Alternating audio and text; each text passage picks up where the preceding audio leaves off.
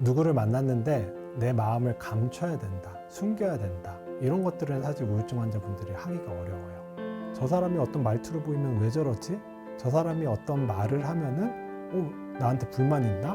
이런 다양한 자극들에 굉장히 예민하신 분들이 있어요. 사우디 연구에 따르면은 인구의 한 30%가 이 HSP에 해당한다고 합니다. 우리가 누군가와 연결되어 있을 때 안정감을 느끼고 마음이 편안해지게 되거든요. 꼭 찾아가지 않으셔도 돼요. 문자를 보낼 수도 있고 전화를 할 수도 있고, 이런 것만으로도 우울증에는 도움이 될 수 있다. 우울증을 극복하기 위해서는 어떤 행동을 하는 게 도움이 될까요? 우울증 같은 경우에는 굉장히 다양한 원인들이 이제 영향을 주게 되는데, 저는 환자분들 오시면은 첫 번째로 권하는 거는 운동입니다. 사실 이제 너무 뻔한 대안이어가지고 당연하게 생각하실 수 있는데, 많은 분들이 운동이 몸에 좋다는 건 알아요. 그런데 운동이 뇌에 얼마나 좋은지는 모르고 계세요. 운동은 뇌에 정말 좋은 활동입니다. 운동을 하게 되면은 근육에는 마이오카인이라는 물질이 나오게 되어요. 이 마이오카인이 혈액을 돌아다니다가 뇌로 가게 되고, 뇌에 가서는 BDNF라는 물질을 만들게 되어요. 이 BDNF는 우리 뇌의 비료와 같은 역할을 하는 거예요. 우리 뇌의 신경세포를 회복시키고 성장시키고 굉장히 중요한 역할을 하게 되거든요. 근데 이게 언제 만들어지냐? 운동할 때 바로 만들어지게 되는 거예요. 결국 운동이라는 거는 우리 몸을 건강하게 만드는 것뿐만 아니라 우리 뇌에 비료를 공급하는 거라고 이해를 해주시면 돼요. 그래서 아프고 지친 뇌를 살려야 되잖아요. 그러려면은 이 비료를 넣어줘야 되는데, 그 방법 중에 하나가 바로 운동입니다. 많은 분들이 근데 운동하라고 하면은 되게 부담스러워해요. 특히 우울하신 분들, 가뜩이나 무기력한데. 집 밖에 나가기 싫은데. 맞아요. 근데 이분들 얘기 들어보면은 운동을 너무 부담스럽게 생각을 하세요. 막 1시간, 2시간 땀날 정도를 해야지 운동이라고 생각하는데, 사실 뇌에 도움이 되는 운동은 한 20분 정도 조금 빠르게 걷기, 계단을 천천히 오르기, 이 정도만 해도 우리 뇌에 정말 많은 도움이 됩니다. 우리가 너무 운동에 대해서 부담스럽게 생각하시는 경우들이 있어요. 근데 적은 양의 운동만으로도 우리 뇌에는 정말 도움이 많이 된다. 요새 이제 유튜브 보면은 걸으면 안 된다, 뛰어야 된다, 이런 것도 이제 많이 보는데, 걸으셔도 돼요. 걷는 것만으로도 우리 뇌에는 정말 도움 많이 됩니다. 그렇기 때문에 무기력하고 우울하고 하시면은 뭐 짧게라도 10분, 20분 걸어주세요. 안 하는 것보다 무한대배 도움이 될 수가 있기 때문에 운동하는 거 저는 꼭 권해드리고 싶습니다. 밖에서 사회활동 같은 거를 좀 억지로라도 많이 하면 좀 도움이 될까요? 이게 사실 어떤 사람을 만나냐가 되게 중요한 것 같습니다. 누구를 만났는데 내 마음을 감춰야 된다, 숨겨야 된다, 이런 것들은 사실 우울증 환자분들이 하기가 어려워요. 왜냐면은 사실 내 마음이 우울한데 그 사람 앞에서 괜찮은 척을 하려면 사실 연기를 해야 되는 거예요. 이 연기를 한다는 건 보통 쉬운 것이 아니거든요.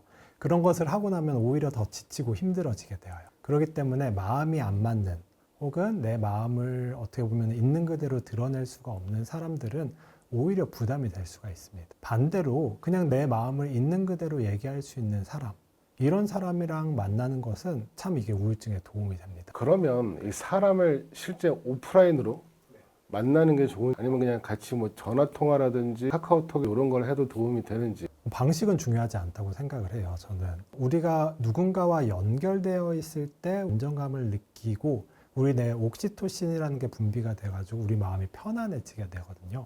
그런데 이게 반드시 사람 대 사람만으로 만날 필요는 없다고 해요. SNS라든지 뭐 카톡이라든지 이런 걸 통해서 누군가와 연결되어 있다는 것을 느끼기만 하더라도 이런 안정감을 경험을 할 수가 있습니다. 그렇기 때문에 부담되고 힘들다 그러면은 꼭 찾아가지 않으셔도 돼요. 장소를 만들어 가지고 약속을 잡지 않으셔도 돼요. 그냥 가볍게 문자를 보낼 수도 있고 전화를 할 수도 있고, 이런 것만으로도 누군가와 나에 연결되어 있다는 감각이 우울증에는 도움이 될 수 있다 말씀을 드리고 싶습니다. 이렇게 대화하는 거 있잖아요. AI랑 대화하는 것도 좀 도움이 될까요? 왜냐면 가끔 힘들 때 AI에는 모르니까 막 정말 있는 거 없는 거 다 쏟아낼 때도 있거든요. 그런 건 좀 도움이 되는지. 제가 그 AI와의 대화에 대해서 이제 지금 많은 데이터를 수집을 하고 있는 와중에 있는데요. 환자분들의 얘기를 듣는 거죠.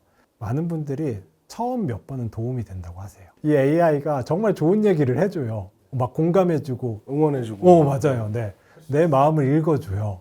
그래가지고 처음에는 너무 좋다, 편하다 이야기를 하시는데, 이게 어느 정도 지속되다 보면은 그 반응이 예측이 된대요. 뻔하대요.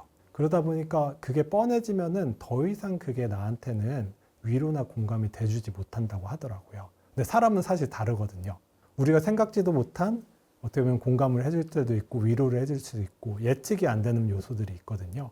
그래서인지 사람에서는 그런 게 없는데 이 AI를 통해서 이렇게 면담하고 편안함을 얻으시는 분들은 처음 몇 번은 좀 도움된다고 하는데 이거를 이제 반복하다 보면은 뭐라고 답변할지가 이제 뻔히 보이고 그러게 되면은 더 이상 도움이 되지 않는다고 이야기를 하시는 분들이 좀 많은 것 같습니다. 물론 이제 주변에 나의 마음을 편하게 들어줄 수 있는 사람이 없다. 그러면 이제 AI의 도움을 받는 것도 권해드리고 싶습니다. 하지만 그것만으로는 뭔가 아쉬운 부분, 사람 대 사람의 온기만이 줄 수 있는 무언가가 저는 있다는 생각이 많이 들었고요. 그래서 어쩔 수 없는 상황이라면 모르겠지만 가능하다고 하면은 우리 사람 대 사람으로 만나서 혹은 사람과 사람끼리 연결을 해서 도움을 받으시는 것이 더 좋지 않나. 사람이 그리워도 어디서 만날 수 있을지가 좀 모를 것 같은데 좋아지신 분들 중에 어떤 식으로 이걸 좀 개선하셨는지 말씀해 주실 수 있을까요? 일단은 새로운 사람을 만나기는 사실 좀 쉽지는 않은 것 같습니다. 왜냐하면 변수가 너무나도 많기 때문이죠. 그렇기 때문에 제 생각에는 과거에 나한테 안정감을 줬었던 관계들, 그런 관계들에 연결을 해보는 게 저는 제일 좋은 것 같습니다. 많은 분들이 한동안 연락이 끊겼는데 그 친구한테 연락을 했을 때 생각보다 반갑게 맞아주고 그리고 위로를 해주고 공감을 해주고 사실 나도 그동안 좀 힘든 게 있었어 하면서 그 관계를 통해서 위로를 받았다는 얘기를 많이 하더라고요. 우리가 사실 어렸을 때 어떻게 보면 초중고 친구들도 있고 대학교 친구들도 있는데 바쁘게 살다 보면은 그 연결이 끊어질 때가 있어요. 그런데 과거에 좋았었던 경험이 사라지는 것은 아니거든요. 그렇기 때문에 내가 진짜 주변에 연락할 사람이 없다. 그러면은 한 번 정도 이렇게 나 좋은 추억을 공유했었던 사람한테 한번 다시 연락을 해보는 거. 이런 것도 한번 좋은 방법이 될 수가 있을 것 같고요. 실제로 그런 것들을 통해서 마음의 위안을 많이 얻었다고 하는 경우도 저는 많이 보았기 때문에 그런 방법도 좀 권해드리고 싶습니다. 지금 소개해 주신 이런 극복 방법을 하면 이런 불면증 같은 것도 다 좀 해소가 되나요? 꼭 그런 건 아닌 것 같습니다. 우울증에서 효과적인 방법은 사실 이제 또 뭐 불면증에서는 효과가 없을 수도 있기 때문에 각 질환마다 이제 효과적인 방법을 찾고 효과적인 치료법을 찾는 것이 중요한 것 같습니다. 그러면 혹시 먹는 것도 네. 아까 뭐 술 같은 거는 좀 안 좋은 걸로 나오긴 했지만 먹는 것도 중요할 것 같은데 도움이 되는 음식 같은 게 있을까요? 이 먹는 게 참 중요합니다. 우리 앞서 말씀드린 것처럼 우울증은 뇌 신경전달 물질의 교란이 생겨 있는 상황입니다. 그렇기 때문에 신경전달 물질의 균형을 잡아야 되는데요. 신경전달 물질이 어디서 만들어지냐 보면은 우리 단백질에서 만들어집니다. 아미노산으로부터 이제 만들어지기 때문에 이 아미노산, 단백질이 풍부하게 공급이 되어야 돼요. 그런데 많은 분들이 이 입맛이 떨어지고 입이 짧아지게 되면은 대충 드세요. 죽만 먹는다든지 빵 한 조각 먹는다든지. 맞아요. 이 탄수화물만 있는 거를 먹으면은 아무래도 이 단백질, 아미노산 공급이 부족할 수밖에 없어요. 그렇기 때문에 이 우울증이라든지 이런 게 있으시면은 꼭 단백질이 포함된 식사를 하는 것이 중요하다고 말씀을 드리고 싶습니다. 너무 먹기가 힘들다, 고형식이 좀 힘들다 하시는 분들은 사실 두유 한 팩에도 좋은 단백질이 많이 있거든요. 그래서 그 한 팩이라도 먹는 거는 어떨까 한번 의견을 드리고 싶습니다. 남들보다 좀 우울증에 쉽게 걸리는 스타일도 있나요? 굉장히 다양한 요인들이 영향을 줄 수가 있는데 그 중에 요새 많이들 이야기하는 것 중에 하나가 HSP라는 것입니다. HSP는 자극에 굉장히 예민한 사람들을 가리키게 됩니다. 이분들의 경우에는 남들은 긴장하지 않는 자극에도 쉽게 긴장을 하게 되어요. 다른 사람의 말과 표정에도 굉장히 예민하게 되어요. 저 사람이 어떤 말투를 보이면 왜 저러지? 저 사람이 어떤 말을 하면은 나한테 불만 있나? 이런 다양한 자극들에 굉장히 예민하신 분들이 있어요. 사우디 연구에 따르면은 인구의 한 30%가 이 HSP에 해당한다고 합니다. 30%예요? 네. 이 HSP가 사실 과거의 부족 사회에서는 굉장히 중요한 역할을 하던 분들이었어요. 자극에 예민하다 보니까 위험 신호를 빨리 포착을 하게 됩니다. 우리 부족에서 적군이 쳐들어왔다. 혹은 호랑이가 나타났다. 그때 가장 먼저 이 위험을 탐지를 하는 사람이 바로 HSP였거든요. 그래서 부족들한테 위험을 알리고 큰일 났어, 우리 준비해야 돼, 도망가야 돼 라는 것을 알리는 역할을 과거에는 했었는데 문제는 이 현대사회에서는 이분들이 사실 역할이 별로 없습니다. 왜냐하면 위험들이 많이 사라졌기 때문이죠. 혼자서 조금 위험을 빨리 느끼고 무섭고 두려움을 잘 느끼다 보니까 우리 뇌가 쉽게 지치게 돼가지고 이런 우울증이라든지 불안장애가 좀 더 잘 오는 경향이 있습니다. 그렇기 때문에 이런 내가 남들보다 자극에 예민하신 분들의 경우에는 조금 우울증, 불안장애에 좀 취약할 수가 있다고 말씀을 드리고 싶습니다. 혹시 내가 이런 특징을 가졌는지 알 수 있는 방법이 있을까요? 이분들의 경우에는 첫 번째 소리에 되게 예민한 것 같습니다. 그래서 지나가다가 차 경적만 들어도 깜짝 놀래요. 그리고 쇼핑몰 사람 많은 곳들, 웅성웅성한 곳에서 쉽게 긴장이 되다 보니까 되게 불편해합니다. 이런 공원 같은 곳에서는 편안함을 느끼는데 좁은 쇼핑몰에서 사람들이 많을 때 혹은 술집 시끄러운 곳 이런 곳에 가면은 긴장돼가지고 대화하는 걸 힘들어하고 어려워하고 이런 특징을 보이고 있습니다.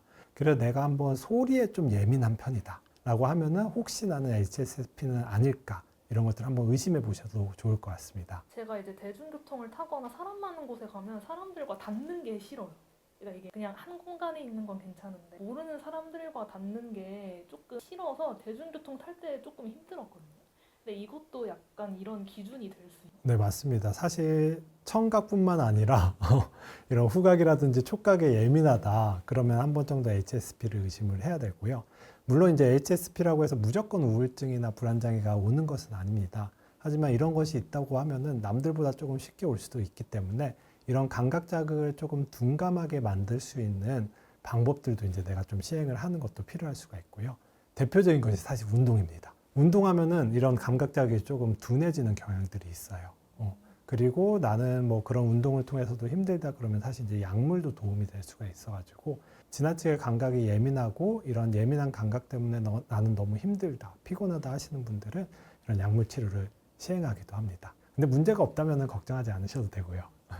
이 정도 상태면 일단 전문가를 한번 만나보시는 게 좋을 것 같다라고 하는 그 경계선을 좀 알려주시면 좋을 것 같습니다.